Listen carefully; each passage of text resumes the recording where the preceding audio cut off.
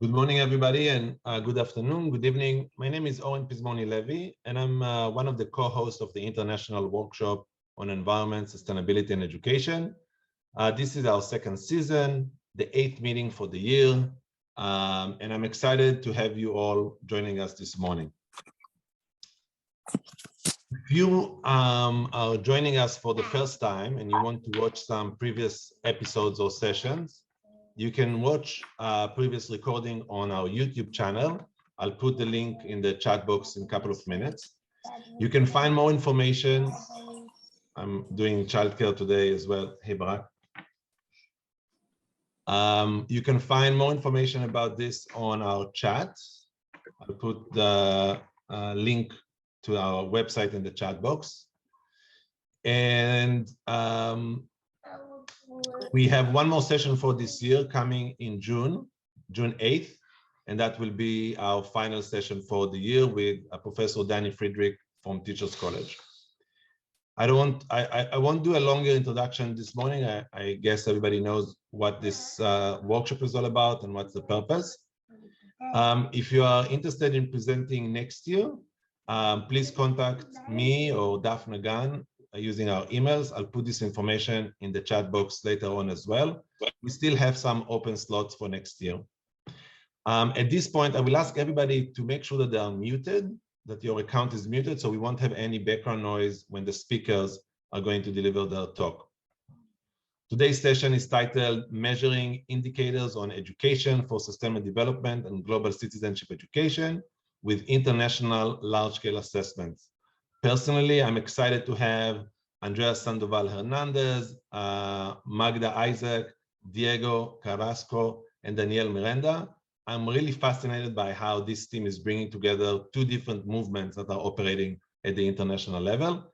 And without further ado, I will ask them to share their screen and start with a presentation of 18 to 20 minutes, then Q&A, then small group discussions, and some more reflections.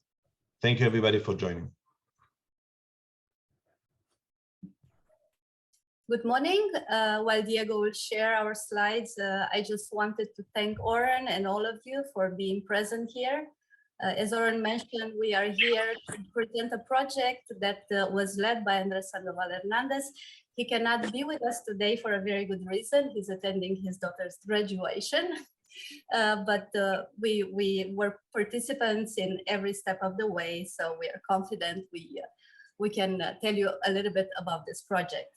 So this project was an applied project that was run in collaboration with UNESCO and had to do with measuring indicators on education for sustainable development and global citizenship education using international large-scale assessments.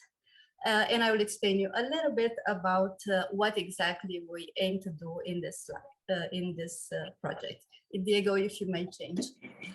So you all know that we have 17 Sustainable Development Goals that were agreed upon in 2015 and are to be attained by 2030, and countries are eager to do that. And while there was a lot of agreement at the beginning that this is very important and we should do so, there was less of a discussion now to actually monitor this and how to measure them. And this is where we were interested with a very small part. It had to do with the SDG 4 on quality education for all, and with two specific targets under this that have to do with global citizenship and sustainability. And the other one with knowledge of environmental science and geoscience. Yes, thank you. And I will tell you a little bit how this started. Andres was contacted somewhere in 2018, if I am not wrong, by members of the Global Education Monitoring Report, and he was asked to put together a team and look into a background paper devising a global measurement framework with international large-scale assessment for target 4.7.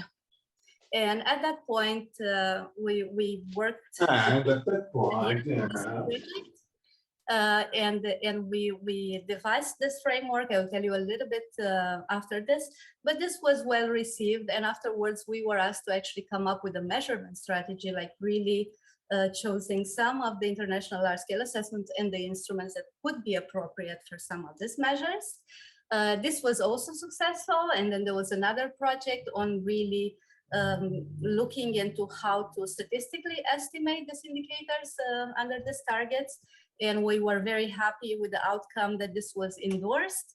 And it's now published on the dashboard where all the SDGs are presented and monitored. And in the last step, we really elaborated some guidelines for other countries that did not participate in the large-scale assessments that we reviewed, that could apply the surveys in their own countries if they wish to do so. So I will tell you a little bit in this presentation about the initial steps, and then Diego and Daniel will follow. I will start with the global content framework.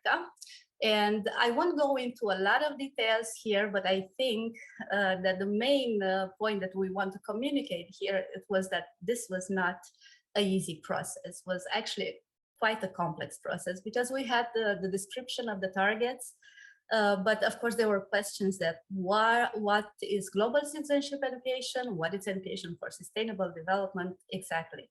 And as you all know, there's a lot of debate in the field, a lot of discussion. Diego, if you may change the slide, even to the next one. And we arrived to these two definitions. I'm not going to go into detail, but with the next slide, I'm going to try to take you through our process. So what we try to do, we try to see what is out there. And out there were many frameworks, as you know, hundreds of them. And of course, there's not always agreement in the field on how to define these concepts. And we noticed that among those, only like 30 reports were commissioned by UNESCO itself. And we analyzed those. So we decided to go with a framework and a coding scheme, very important, developed by International Bureau of Education of UNESCO. And why? Because it was based on analysis of curriculum in 78 countries.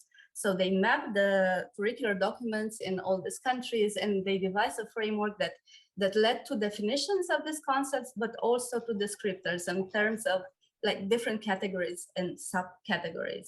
So we really went through this, and we tried to apply it in our work. Diego, please, if you may change the slide. And what did we do in the next step? We really, starting with this global framework, we looked at different large-scale assessment, and we reviewed several. And we try to have some criteria in mind. And of course, we try to find surveys that will cover most of the aspects that are in this global framework, and have as much information in terms of instruments or items for all these subcategories, but also instruments that would allow long-term monitoring. So they will be regular surveys. So we looked, among other things, to OECD PISA and IEA ICCS and TEAMS. And we stayed with IEA ICCS and TEAMS because they offered most information, and also they offered the possibility to measure different things over time.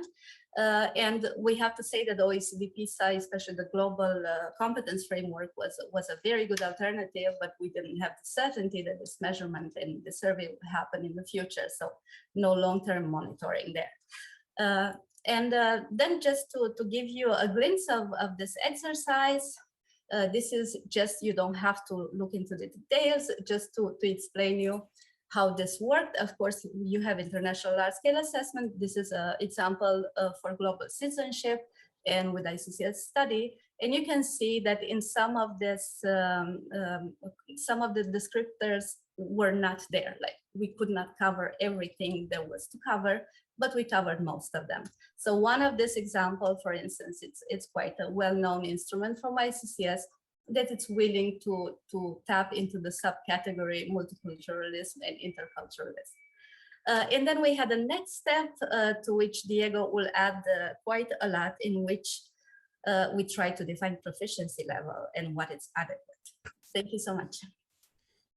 Hey everyone. Well, what I'm talking about, I mean, I will be talking about is how once there was an exercise regarding the conceptual definitions that is coming from UNESCO, how afterwards these were, that we decided several different constructs to tap into or cover these conceptual ideas that are defined in this framework, and then that we will have certain instruments that were available to generate certain indicators.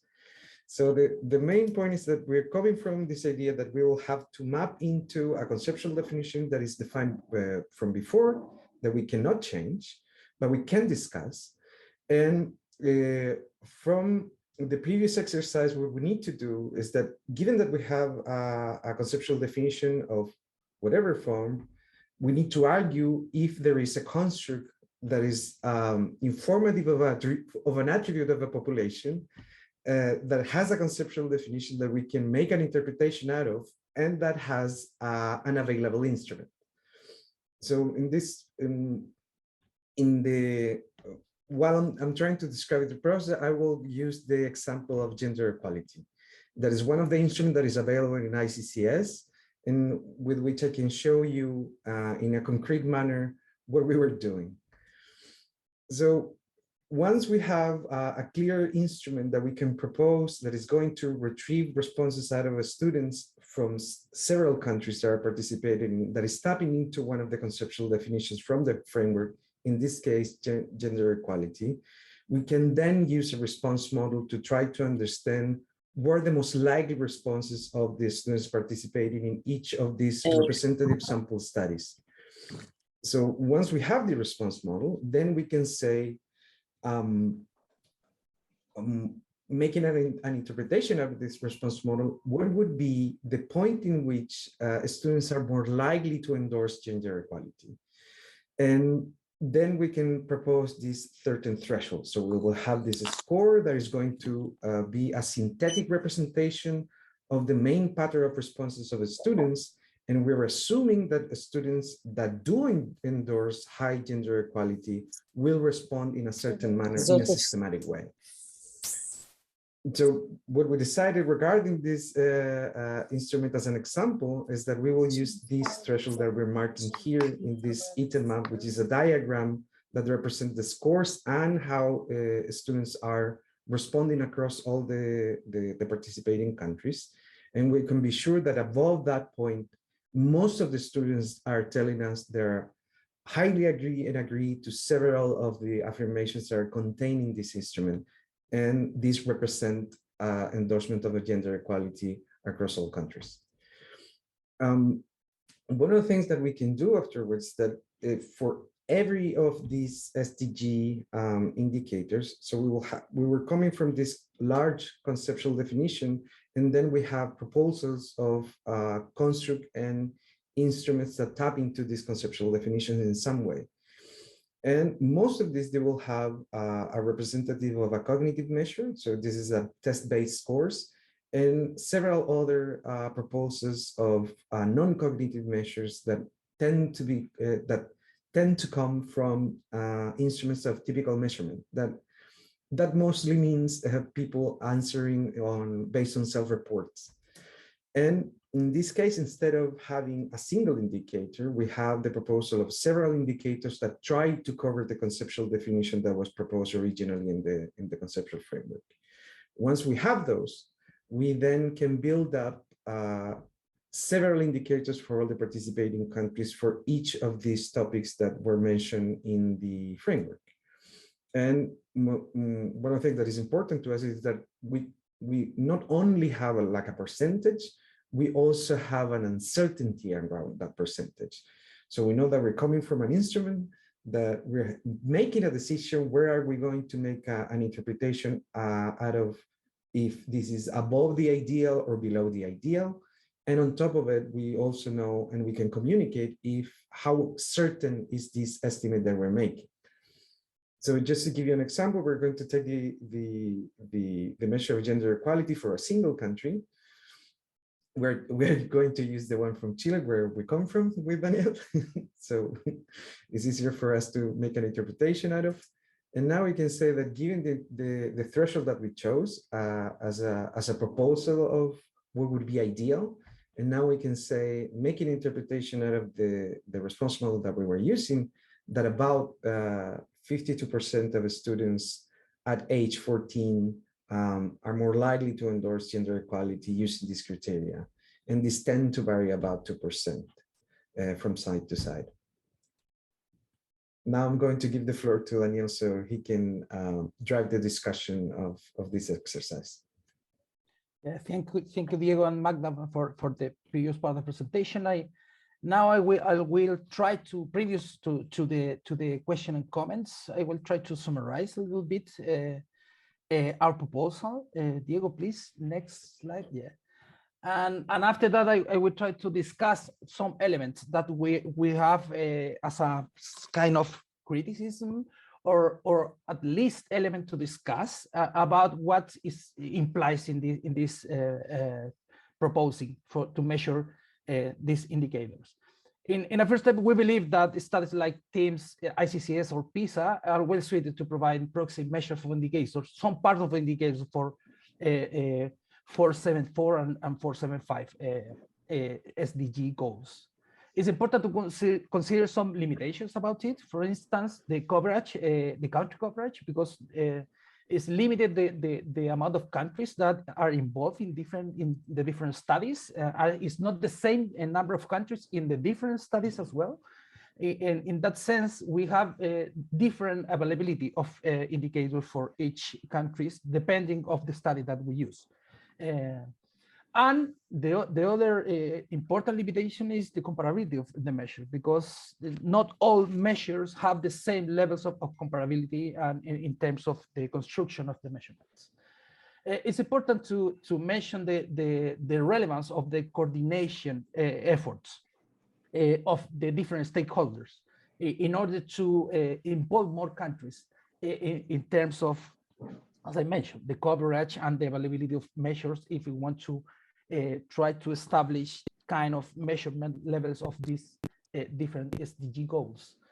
And we believe that we have a kind of starting points of levels of measurements in order to measure the challenge, including poverty, inequality, climate change. We have a very good starting point in order to establish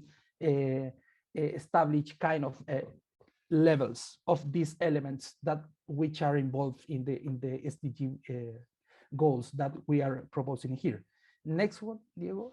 But we as well think we have some elements we need to discuss, and we want to open to the discussion in this group about this work that we are providing here. In terms of three aspects. The first one is about the conceptualization, about what is it, global citizenship and sustainable development, and which are the relation between each.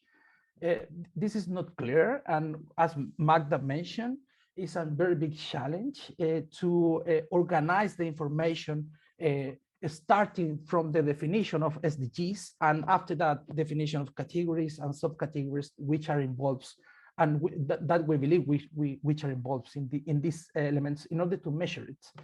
And about the measures, how to measure it, that is a very big issue and question in order to open the discussion as well, because depends of the conceptualization of it is related with the operationalization, and in that avenue we think is another important element to discuss. And finally, about the other part of the discussion is about the measurement, the comparability of the measures, how to ensure it, and the definition of proficiency level, how to set the standards in different countries, and how to get a kind of agreement and legitimated agreement about that one. Next one, Diego, please. About the first one, this is only for open the discussion. We think this following rationally. In a first step, SDG proposed a set of goals and defined the goals. And that is the first step. And we now organize these goals in categories and subcategories.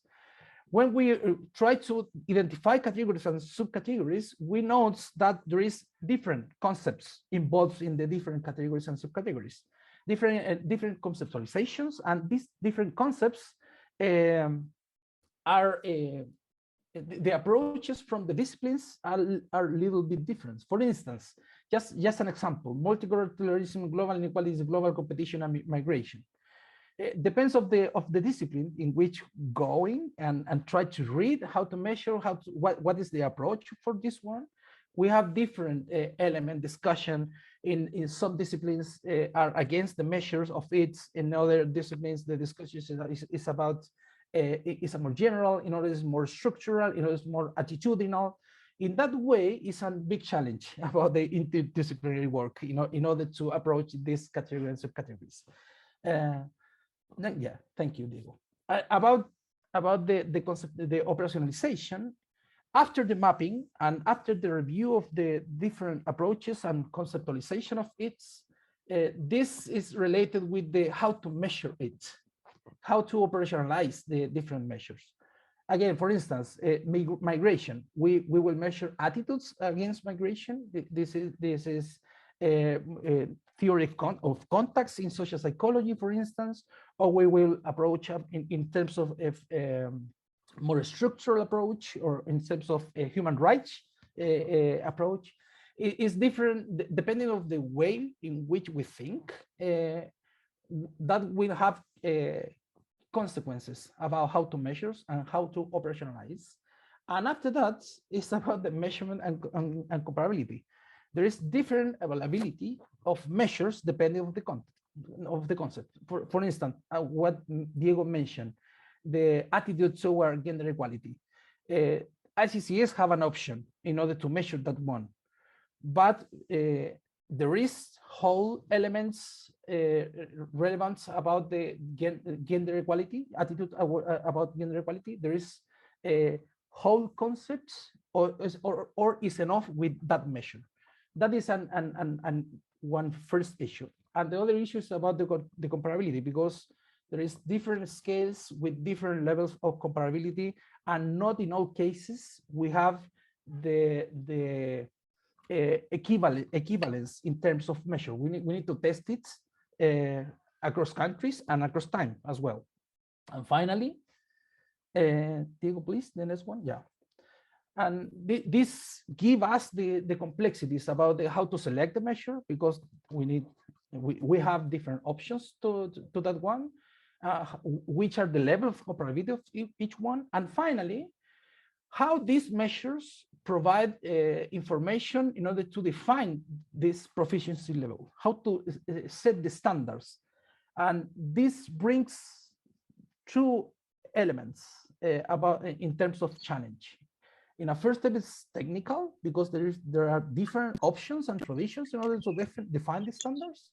Anchored in external criterion, for instance, or in empirical criterion. This is a very general organization of that one. But the other is political, because we need to legitimize standards in different countries. And that is a very big challenge in order to involve countries, involve stakeholders in the participation and the agreement of measurement of the SDG goals. And these are the three topics, or three or four topics, in order to setting the discussion after our presentation. And that's it. Thank you for your attention, and please, we are very open to the questions and comments. Thank you so much for the team, Magda, Diego, Daniel.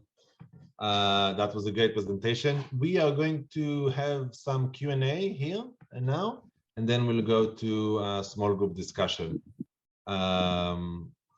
Any question from the audience? It could be a clarification question, it could be a critical question. You can raise your hand and I'll call you up.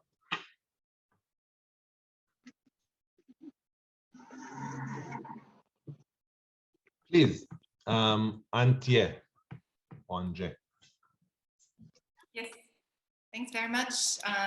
Antje Brock from Berlin. That was an interesting presentation, and I just want to refer to one point about the likelihood of, in this case, also gender equality. And by taking SDG 4.7 serious and saying, yeah, we want to enable all until 2030. So is it then enough to have a more than 50% likelihood? And so therefore, shouldn't we at least try to take that aim serious? And how would an operationalization look like to reach that super ambitious goal that would maybe even need some kind of something like it's tipping points, not just so it would be an exponential raise in the quality and quantity of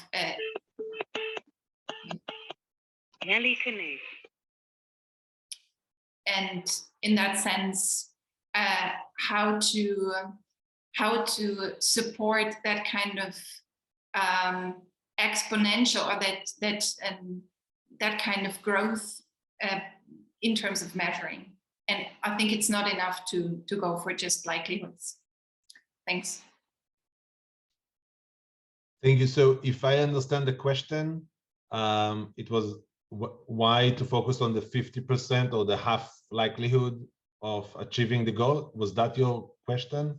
I'm just trying to recapture it. It was basically twofold, and it was it wouldn't be enough starting from the aim of enabling everyone, and then taking that aim serious, that this kind of just normal growth of about a few percent in ESD would definitely make us failing this aim of enabling all within the next 8 years. So how to support an operationalization that takes that aim serious? Good. Thanks. Anyone want to respond?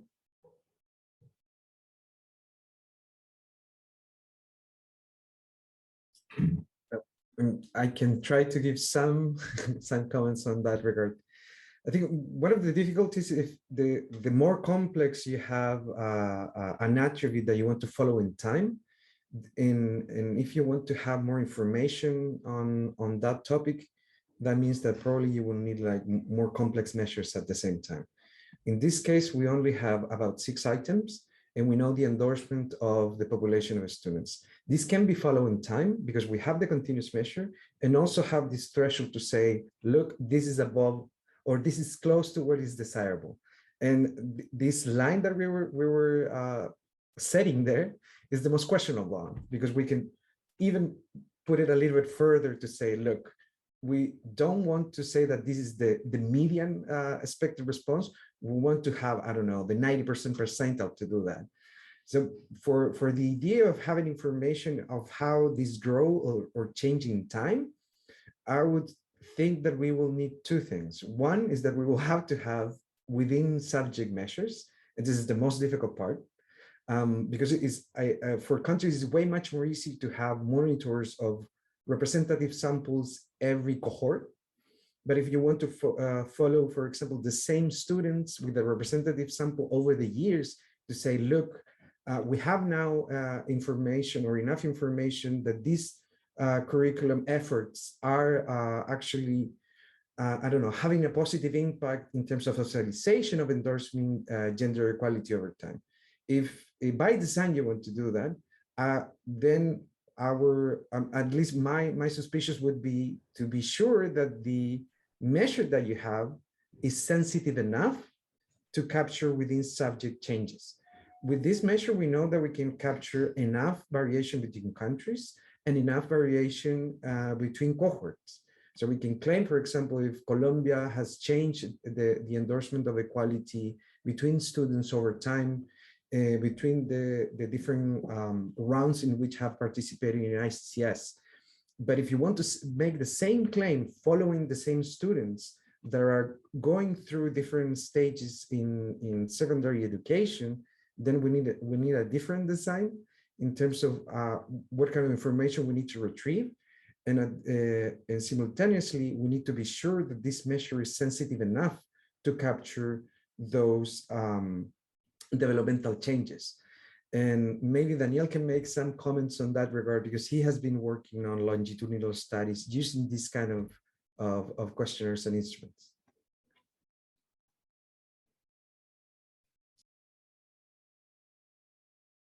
Thank you, Diego. Yeah, yes, I want to mention two things about that. When we are analyzing this kind of longitudinal study in terms of how change this kind of attitude, not only attitude toward gender equality, exactly in order to capture the individual variability, because as Diego mentioned, in this international studies we have a big picture about what happened with this one, and given the available measure is the general approach or the general attitude about gender equality, but not the specific attitude toward, for instance, equality about different dimensions. For instance, in private places, public places, political rights, and different dimensions that we can consider about this one.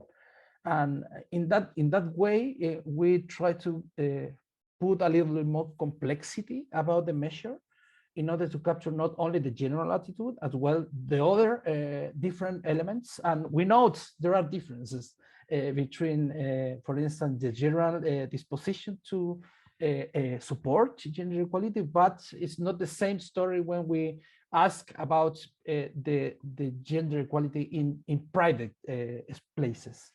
And in that way, it's not the same story.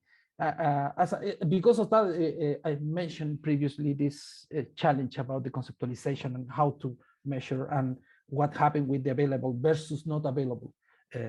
And the second one is about the individual change, between how to change in terms of in different moments.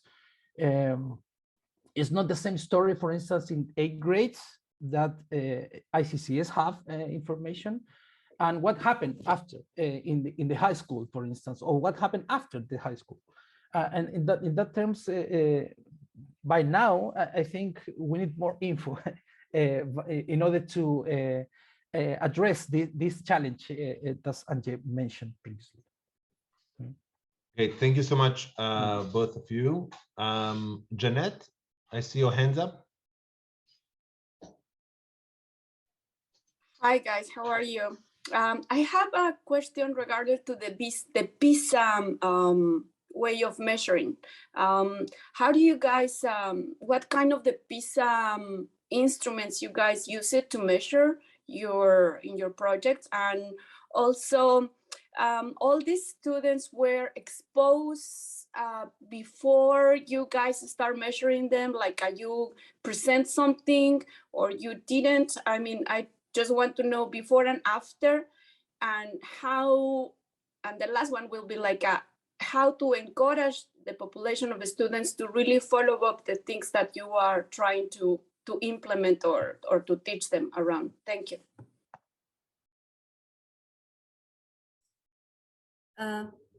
If you don't mind, I may start to take this question, because I think first it's a clarification that you need.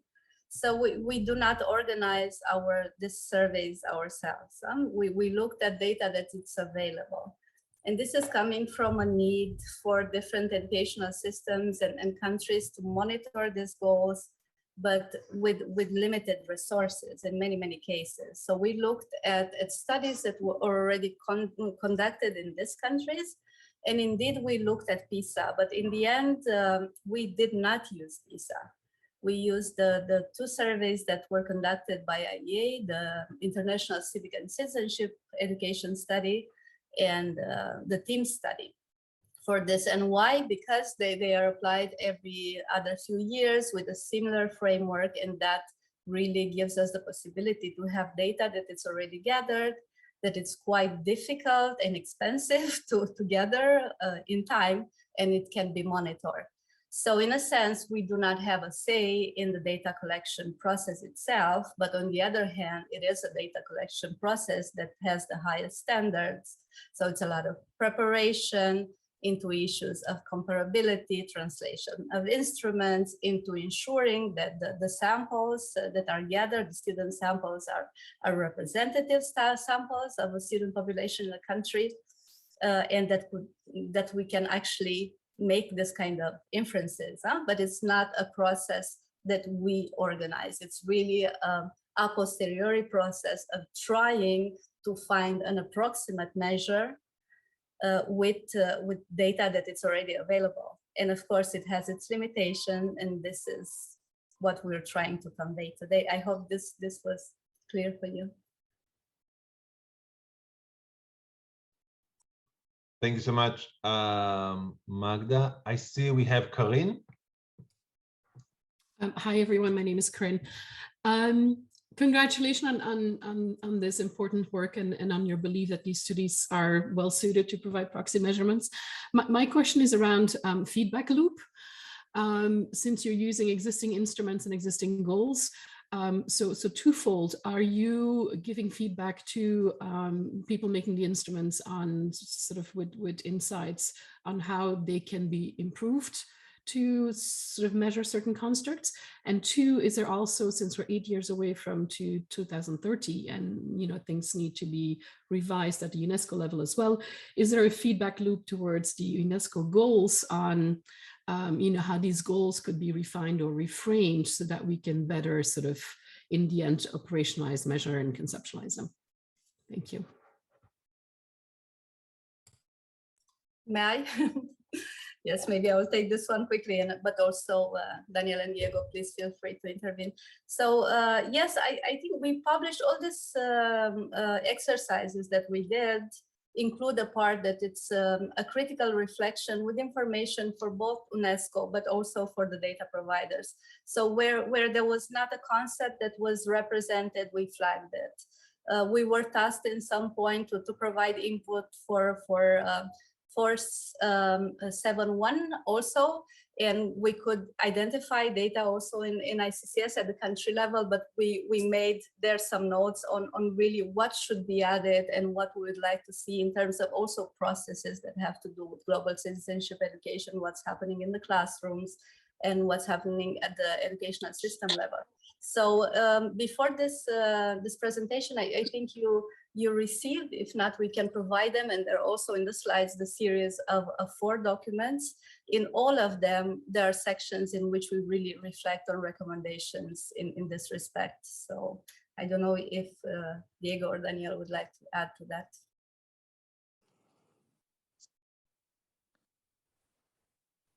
Yeah, just for mention a little bit more about the reflection of concept. Yeah, we confront that challenge in order to make this kind of operationalization, and this is a proposal, of course. This is open to discussion and critics, and we as Magda mentioned in the different documents, we made some kind of discussion about this one, about the concept, because it's a very difficult and very wide concept, and it's not so clear how to going down in terms of its measure, but it's a kind of a goal. It's measure the goal, but it's not so clear how to do it, that one. And after that is the different option of studies have different objectives as well. For instance, ICCS is very focused on civic and citizenship education, and the other studies are not focused on that one, but have some elements in order to suit in this kind of goals. And we try to identify which studies have elements in order to measure it. But we don't have a specific study in order to measure the goals. And in that case, of course, the fit will be not perfect. And in that case, we can make a kind of two side discussions. In a first step about the goals, is the correct definition and is the correct approach in order to understand these true goals at least. And the other part is how to measure and which will be the role of the different studies in order to coordinate maybe a little bit more about in order to improve the fit between the goals but again, this is an open discussion for the future, I think, because this takes time. As Magda mentioned, for each study, there is a lot of activities involved in terms of the applications, design, the involvement of the countries, and after that the testing, the field work, and after that the field work as well, and after that analyzing, providing elements, checking the data, and finally after 2 or 2 years the data are available, and in that case take time a lot, and 2030 is in the corner. Thank you so much, Magda and Daniel. I'm going to ask Sabine and Lasse to be very quick with their questions because we want to move to the small group discussions. Sabine, hi. Sure. Hi, thanks. So first of all, I would like to congratulate everyone in the group here for this work. My name is Sabine Meink. I'm working for the IEA, and we are conducting ICCS, TIMSS, PEARLS, and other of these large-scale assessments. I don't have a question, but I just briefly want to raise or highlight one project that we are right now just finishing, and this is the Rosetta Stone project. It's called like that, and it's basically addressing one of the issues that was just mentioned, right? Even in our large-scale assessments, we have just so many countries participating in them. Yeah, ICCS has had, I think, something around 40 countries in the first cycle and even less in the second one. And also in TIMSS, for example, we have 50+ countries participating. So we are still not able to measure SDGs like globally. And the Rosetta Stone project is an attempt to use other large-scale assessment. In this case, we started with PASEC and ERSE to bring other countries on board who are not participating in our studies and link the two studies together and try to use the data that is available in PASEC and ERSE for mathematics and reading, and also in science for ERSE, to link that with the TIMSS data to get one consistent measure. So it's used, we operationalize this with kind of a concordance table, and so that we can actually widen the scope of, for example, TIMSS and PEARLS, and to measure more globally, the SDGs. So we are actually involved into that, and I'm very glad that actually the people who were presenting today are in our network. So we are listening, and please feel free to give us input on the questionnaire development, towards measuring these goals. Thank you. Thank you so much, Sabine. Lasse, you'll be the last one. Go ahead. Yes, thank you. I actually think my question might tie in nicely with what Sabine just said, because I was wondering about the country coverage as well. And I wanted to connect it to the question of the conceptualization of global citizenship, because as we know, there's very different perspectives on it, very different streams. We have like a liberal, a neoliberal, even maybe, which would be some people say the OECD stream is more the neoliberal conceptualization of global citizenship, and there's also very critical views on it. And I wanted to ask what you think is there a connection between sort of the so-called Western bias of global citizenship education that is represented by the UNESCO definition, and maybe the lack of data from countries that are non-Western? I feel that Danielle will have something to say about that, but I just wanted to say something first. If you remember at the beginning, well, indeed, it is a problem with the country coverage. So our solution to that in the last document that we prepared for UNESCO was this guidelines on how countries would use these frameworks if they would like to, because we are relying a lot on data that it's on questionnaires and instruments that are already there available. So if a country would like to organize a survey, we try to direct them using links directly to the main studies, the frameworks of ICCS, TIMSS, and so on how they would try to do that and what kind of actors they could contact, in this case, IEA, and so on. And the other point that I wanted to make, it's related to the framework and the choice for the framework. So you said that it's representative of a Western perspective, That's exactly why we went for the EBE framework. It was a framework from 78 countries that are not only Western countries. On the contrary, if you look at their document and look what curricula they reviewed, it is hopefully a global view on this. Of course, it's a pragmatic decision, but at least it's a curriculum driven. And now I let Danielle on it. No, thank you. I think it's a very an unsolicited question for now, I think, because yeah, it's an important point, because depends of the perspective to define in a first step citizenship, and after that global citizenship is and the perspective for each one, depending of liberal or more critics version of it, will impacts on what is inside of the conceptualization of each one. But I think it's important to make a kind of bridge, separation, but with bridge between the academical discussion of this one, because in that arena there is a lot of version of the conceptualization, and what happened with this kind of institutions that try to propose and measure and propose goals and identify. I think the most important is be clear about which are the perspective in which are based the definition, more clear and more open to discussion about the points.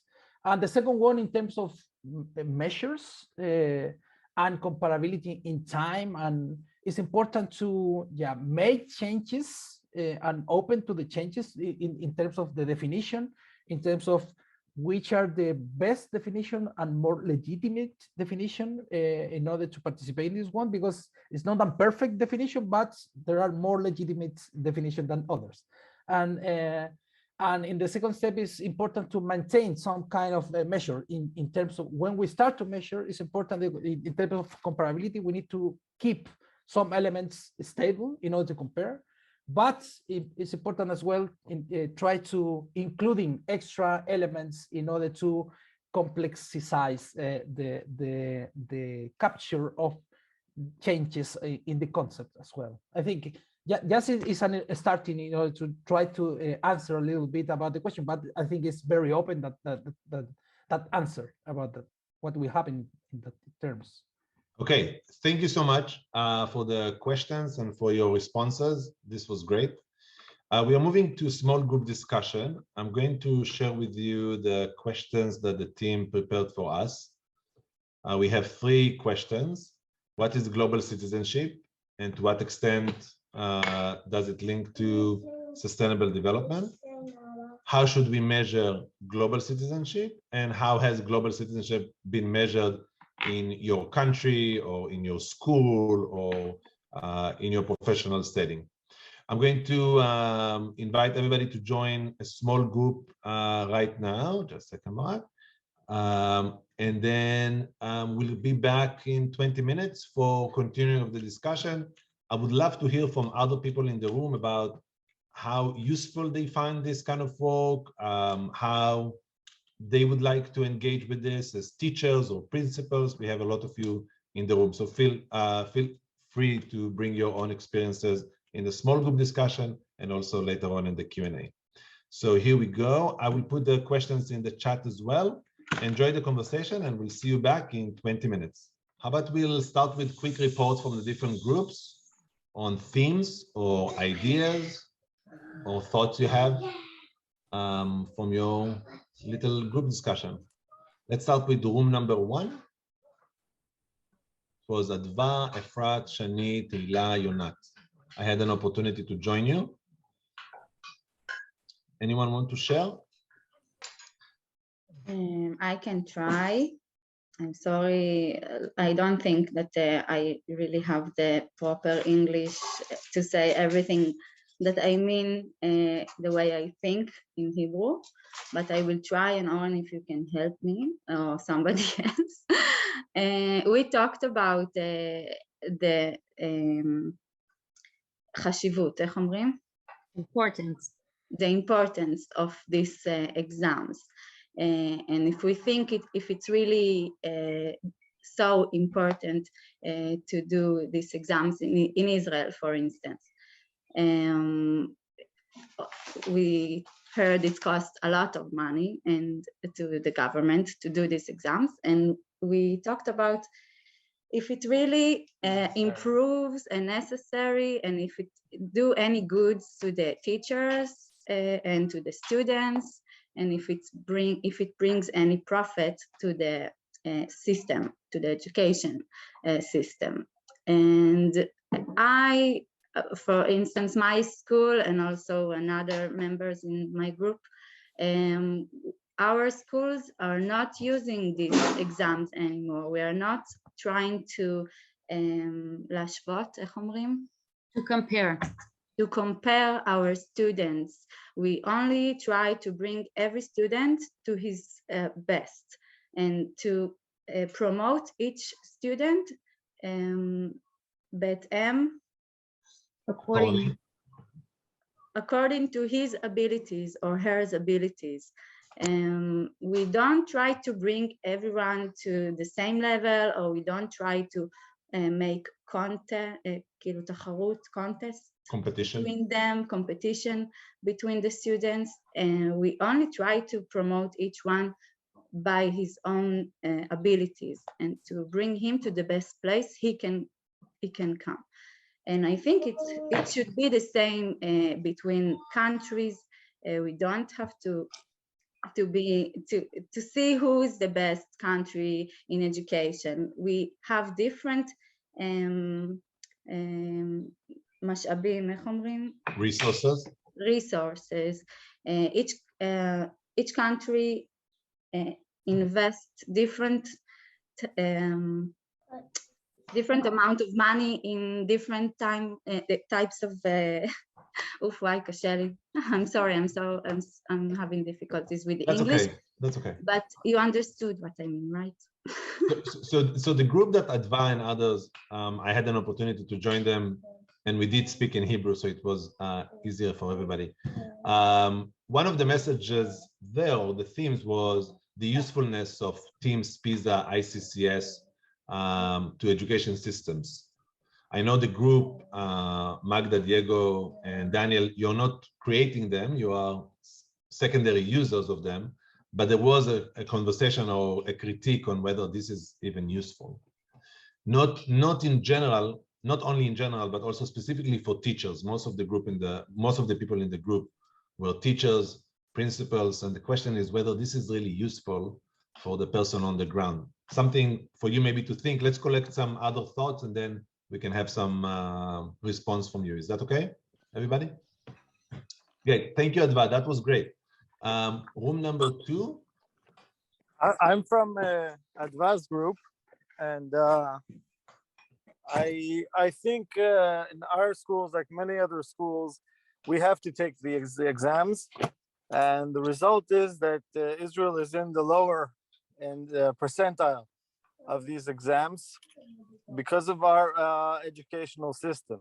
So it does reflect how our educational system is flawed.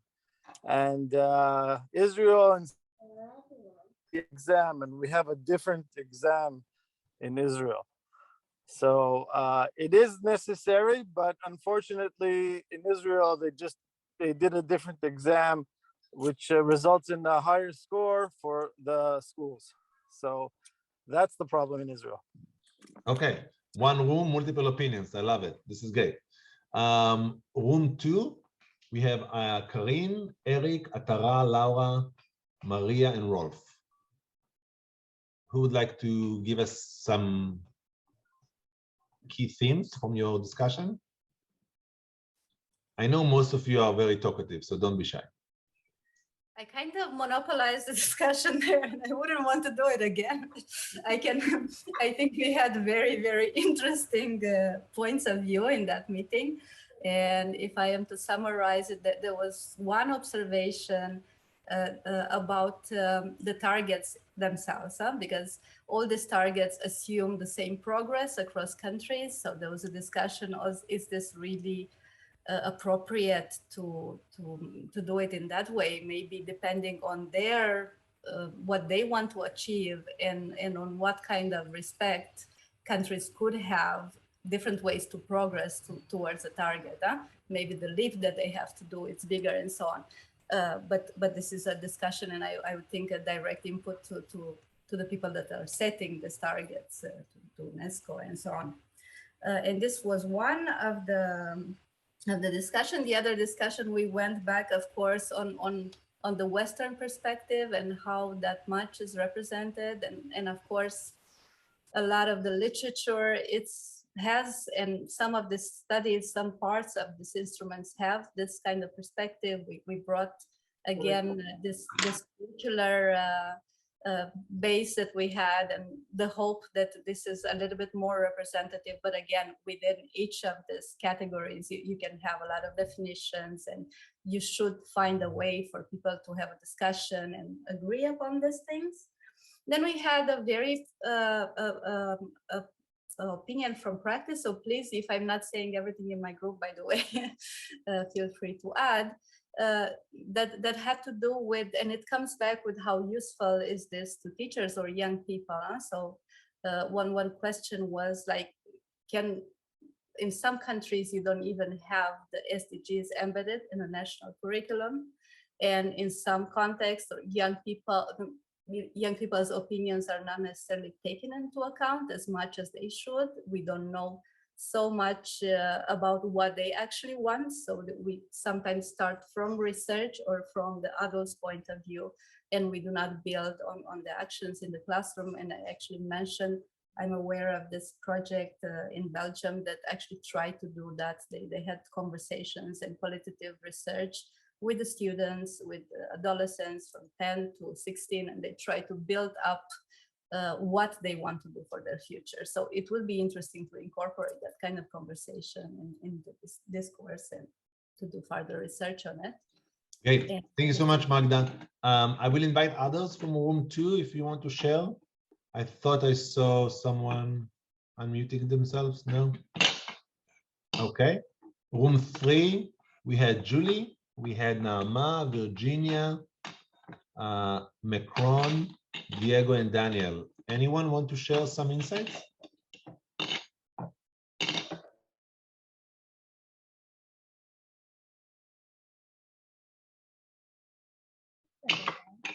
Virginia. Well, 3 of us did not watch the presentation. We came late, and 2 of us were the presenters. So, but they didn't present. So we had a general conversation about what is global citizenship. And we came up with an idea that the first thing that global citizenship should be is on the effort of decolonization of epistemologies. So Macron talked about how important was, how proud he felt. He's in the Philippines, he's from Philippines, how proud he was in sharing how his community has contributed to solve problems in the global north. I don't remember the country, but he said, I felt very proud of that. And my research is on Brazil. And I do feel that there is a lot of great practices in school that deals with cooperation, that deals with solidarity and local citizenship that should also be spread out. So we thought that global citizenship could be measured as how is your school dealing with spreading the good that is happening in your school, and how are they using the other countries, the other knowledges to solve your problems. So how is this relationship with your school and the world, and how you have improved your community, your school, and others have contributed to that knowledge, and vice versa. So we did not know about the tests. We didn't talk about the tests. But you had a good conversation. And that's yes, we good. did. Thank you. Great, thank you, Virginia. And for those who missed the recording or those who missed previous recording, I just put in the chat box the link to our YouTube channel. Room 4, Adva, Aki, Ariela, Yunji, and Sabine. Any quick comments from your room?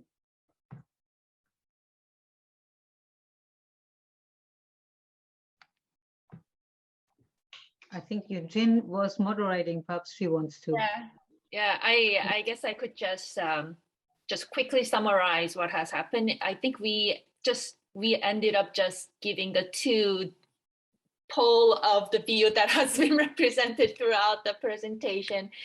One is that GCD should be, maybe there shouldn't be any universal definition. It should be locally contextualized, case by case, based on the local context, versus, but in order to have the practical solution to move forward, we do need to measure it. If we want to measure, then we need to come up with some sort of concrete questions. And then we had a wonderful opportunity to hear about how current intended curriculum is being implemented by Adva and Ariella in the recycling kindergarten. So that was giving us some perspective too, but time was too short. If anyone else would like to add anything, please. Any other comments? So quickly, let's just run and go to room 5, hear from them, and then we'll open for open discussion for 6 more minutes. Jeanette, I see you are ready to go. Yes, well, we addressed the thing about what is global citizenship. One of our members, he has been working for years between Germany and Israel about this subject, and he says something that I think it's quite interesting. He says, like, being aware of belonging to a global community, with the same problems and solutions. Yeah, and I think we like that, and we use that word aware in several times, and also we find out that if we start with individuals, how you can become a global citizenship if you don't start with yourself, and after that moving forward in the scale of the family, in the scale of the community, all these cultural things that are around, and after that you get into this global. One of the things that at the end kind of make us feel a little bit concerned, and we didn't reach that last part clearly, was measure global citizenship. It's quite kind of little difficult for us at that point to really decide what we need to measure, yeah, and how to measure. And we talk also, like, it depends on the age of the individuals. It's not the same with the younger ones that with the adults, no? And well, more or less is that. I don't know if somebody else in the group wants to add something, please.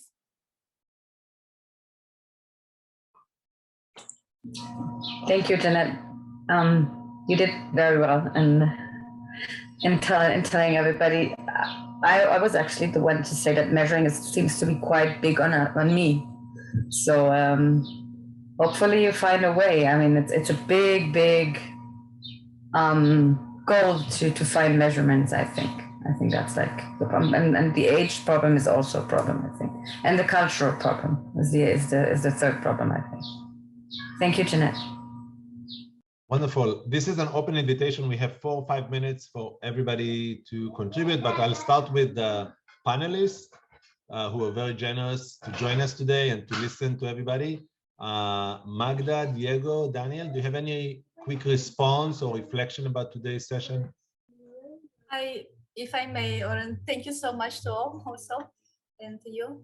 I was trying to, I heard your comment about how relevant is this for teachers, so I don't know more context in your conversation, but I think it could be, yeah? So one product of this research was really to produce these indicators that are there publicly available. So for the countries that have the data, you can already go online and see how you compare and what is the difference between boys and girls and different categories of students. So I can see, you know, as long as you agree with the way we measured it, which is also described, then you can use that as an educational tool in your classroom if you want to start a discussion on specific goals to be achieved. And more than that, because these are available instruments in the background questionnaires of this survey, one can just use it to see what's happening in a school or a classroom, and that's, you know, perfectly feasible. So I see ways in which this could be useful for teachers, at least to start a discussion, if not something else, and teachers at different levels, I would say. So that's all I wanted to say for now. Thank you. Okay, thank you so much. Diego, Daniel, any final thoughts? I can give like a small comment. I think I mean, when we're interested in these really large topics, such as, for example, gender equality within global citizenship for sustainable development, of course, many of these indicators are going to seem very small because they cannot give you like a full coverage of what you want to have as an idea. And at the same time, probably like a single score as a dimension isn't going to be complex enough to give you like a proper overview of the kind of abstract ideas that are behind these frameworks. But what I do think is that with what we have, we're trying to do most of what can be possibly done. And there are a few things that are on the edge that we haven't done. And we're working towards to have those as useful tools. For example, if you are assessing gender equality or attitudes towards others or measures of tolerance, most of those measures tend to behave with a ceiling effect. And when you ignore those, if you're assessing, for example, interventions, this can look like they are not working. This is a very small detail and it's very technical, but it's really important if you're working on interventions. So are those little like spots and problems that are not easy to grasp, that we're still working on those.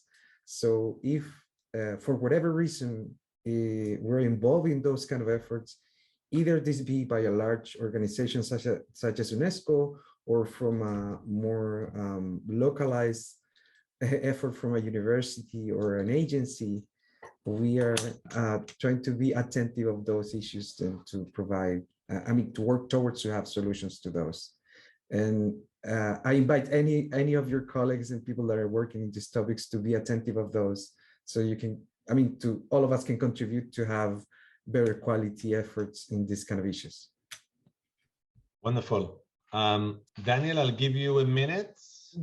Yeah, thank you. Yes, I want to mention just one thing. It's about the what happened with this effort to measure different elements, in this case, global citizenship and sustainable development. And in terms of what information provides and at which level is possible to use it. This kind of international studies just try to provide information in order to what happened, and in order to illuminate a little bit about what happened with different topics at national level as well. This topic is about that. It's not against what happened in the other levels, more local level, regional level, and what happened in the school. Is information in order to take for decision makers, in order to understand what is happening, and maybe sometimes take decisions about changes in terms of curriculum, or in terms of political policies inside countries. And in order to understand what happened around, is a picture of it. And it's not against the experience of students, as it's not about of competition. That happened and depends of the use of the information that that provided for the studies. Just because I understand that there's different perspective, but have a kind of distance and look the measurement issues and efforts with kind of like a thread or something like that. Because yeah, it's a different perspective of that, but it's not just for marking and highlighting the point. It's not against. It's information only in order to, and the use of information is important, because if not, we are in blind about what happened in this more general perspective of these topics. Thank you. Okay, thank you so much for the three of you, and of course, thank you for Andreas, who wasn't able to join us today for a good reason, as Magda said. And thank you everybody for joining us this morning or evening. I hope you had a good conversation. We'll see you again on June 8th for our final meeting for the semester, meeting with Professor Danny Friedrich about, I think it's about pop culture and sustainability. So it's going to be very, very different and complementing discussion. I hope to see you there. Bye, everybody. Thank you. Bye. Thank you. Thank you. Bye. Thank you. Thank you. Thank you. Bye.